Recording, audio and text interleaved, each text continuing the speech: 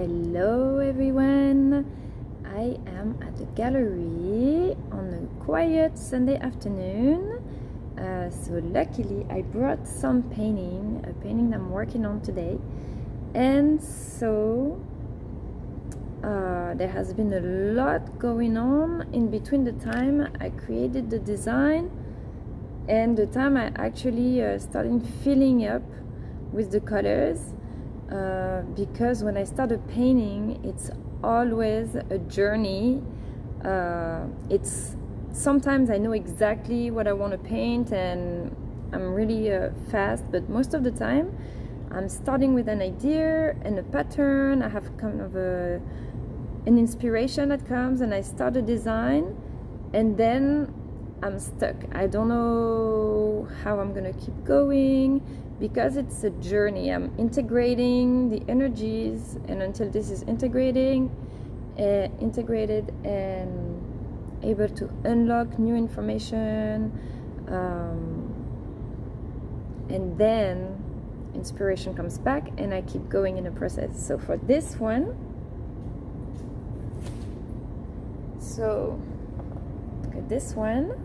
that you might have seen the picture when it was empty, just the circles. So maybe you can tell how therapeutic this was. So when I traced the outline for this one was a day where I was kind of angry, actually. I was kind of aggravated and I was like, oh, I'm just gonna paint whatever. I'm just gonna liberate my expression. I don't want to follow a pattern. I don't want to follow a symmetry, something specific. I'm just gonna do whatever comes. I just want to take this canvas and trace some circles.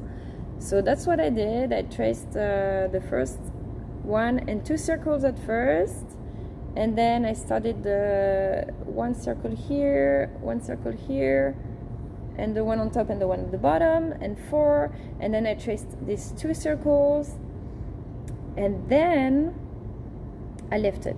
So I traced it and I traced the dots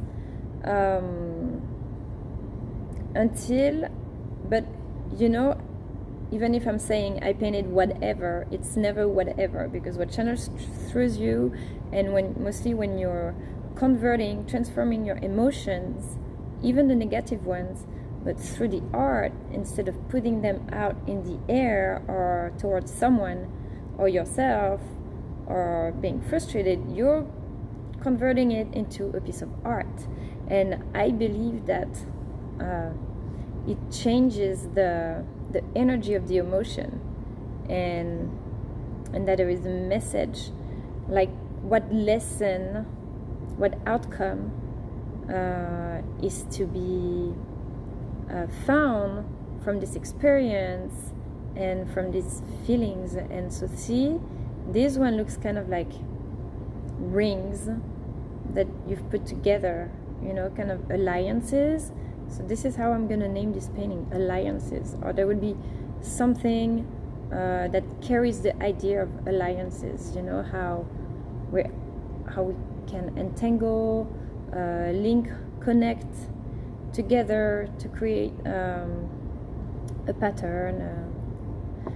So yeah, that's kind of the idea that came to this. And mostly because, you know, there are so many groups in the world and ideologies that are all beautiful, and then instead of having this separate us, that can connect us. And you see how this one, okay, I'm gonna get it closer, on purpose I had these purple colors. So this circle is purple, this circle is light green, this circle is dark green, and then when they mix, it's a different, see, the 2 green mix together, and here you have a mix of greens. And when the purple and this mix together, it creates a deeper purple, and then all together create a whole new shape. And when you look at from far, they don't look like circles anymore. It looks kind of almost like a flower around it, a blooming flower. So that's how it converts, you see, from the separateness of groups to an alliance, and then the alchemy of everything transforming into something that references as creation, as blooming, as thriving. Yeah. So then I started seeing these symbols. I'm always interested in looking at new symbology. And so I found these sigils. I don't know if you've heard of sigils before, but it's very, very interesting. I'm going to put here the cover of the book that I've been using. It's very interesting. So I'm going to show you a few examples of the sigils that are in the book. You see, they're pretty much symbols and square and circles put together. So this one is a sigil to protect a space. This one is a sigil for courage. This one is a sigil for becoming more conscious. This one for manifestation. And then I was like, I want to create one. I'm taken from the book, the sigils that are recognized as universal because they've been found by this connection, and that several groups can actually attest, just like when you see the spiral that was used by the Celtics and the Incas and Native Americans, from several cultures like that, are found universal and in nature as well. So the sigils I'm going to use for this painting some that already exist. But how do I create a new one? And so this is the interesting part. So if you have a statement, so for example, when I was in college, I was always drawing like this. When the teachers were speaking, I would take notes, but mostly I was drawing symbols and drawing shapes and stuff. And one of the things that I wrote, and I always remember it was like a message coming to my paper. It was like, improve your imagination system. I was like, that's weird. Why am I writing this? Improve your imagination system. First off, system, it made me think like, what are we, robots? Like, are we kind of a program? The idea of programming. So yes, we can program, or a system, or DNA, by the power of the intention, by visualization, and using the many ways. Anyways,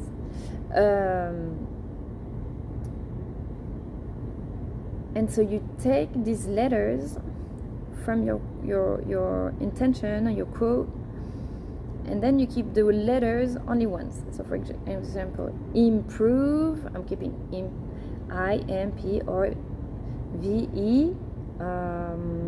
your, so Y, and then the O, I'm not going to use the O because I already have it in the first word. And so like this. So you keep the letters of your sentence only once. All the letters that appear twice, you remove them. So then you have kind of a match of letters, and you blend these letters in a way that it's a mantra, but that looks nice. So you're kind of playing Scrabbles, to find the formula, pretty much. Why, I'm going to explain. And then from these letters, you create a symbol. You're putting the letters back all together, but in different ways that you can. The letters are in there, but your mind is not able to perceive it, to analyze it. Why? Because the sigils work with the subconscious mind. So we don't want the mind to be able to analyze it, because it's believed that the subconscious mind is able to grasp the intention, the meaning of the sigil, and then once your subconscious mind photographs it, you're supposed to, it's called locking it's called locking the sigil or the symbol in your subconscious. You forget about it. So you see it and you go do something else, or you keep reading or whatever, so you don't remember it. Because once your mind starts analyzing, it brings in all the thought, the fears, oh yeah, but this is not possible, oh, but how, or the questions, oh, so all this that brings the doubt.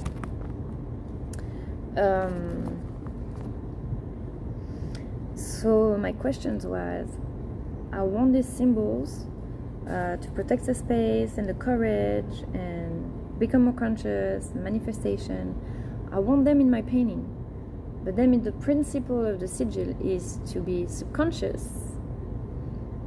Do I put them in a painting or do I not put them in a painting?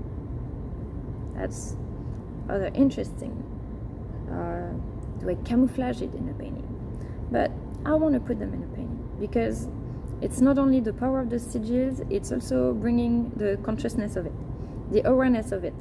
So I'm going to put these sigils in, but very thin, so we barely see them, and just like, you know, when you pass in front of a sign in the street, you're not necessarily like paying attention to it, but still you see it. And after you pass in front of it like 50 times, your mind registers it, and you get influenced like this by marketing and advertisement all the time without even realizing. So now the sigil that I created, I'm going to turn the camera. So this is the sigil that I created.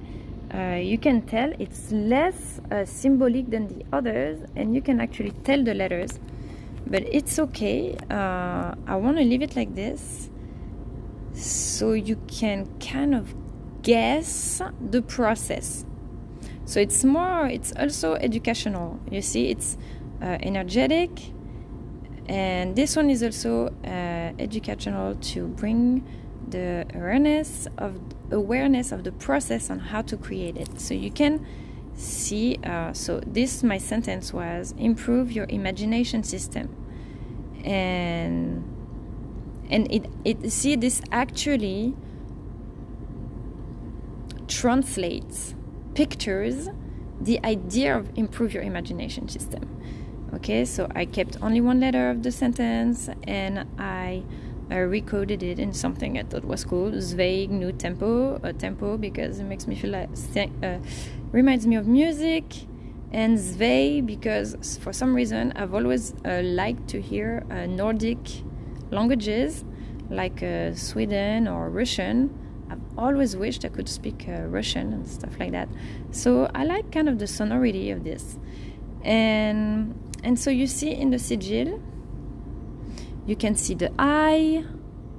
So there was the I, the M, A, the G that's right here, another I, the N, the A, the T. Oh wait, I forgot the T. There was a T. Oh yes. So see, there was a T, I think right here. Yeah. Okay. The T and O, the N, and so all the letters of my mantra are in there, but camouflaged.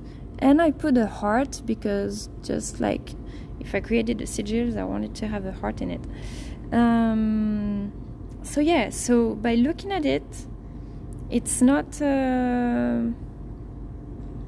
It also shows you the process on how to create it, so you can create your own sigils as well. And so something interesting, what gave me this idea, actually, it's funny because you see there's nothing random when you meet someone. It's always at the perfect timing, and because you have a message or something to understand from it. So I'm gonna show you here. See, this is a painting from Deborah Lightfield that I interviewed a few days ago here at the gallery, and she brought this painting. And you know, she's super fascinating. She's super interesting artist and woman, and so we saw this painting, and she explained to me why the little black tracings around the shapes of colors, because at first she painted it that she didn't have these black lines, and everybody would ask her, oh, what is this painting? What does it represent? What is it?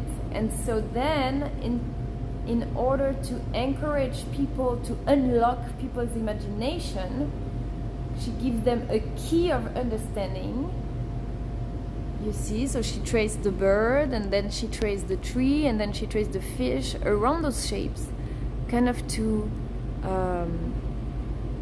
take a first step into saying, okay, see, this could be a fish, this could be a bird, this could be a tree, and then the imagination and will do the rest for the other shapes, and it becomes obvious. You see, if she didn't do it, maybe you would have passed 30 times in front of it without seeing it. But now that you see, you will always see it. You see, so this is how you unlock parts of your mind, by showing a piece of the process, and then the mind does the rest.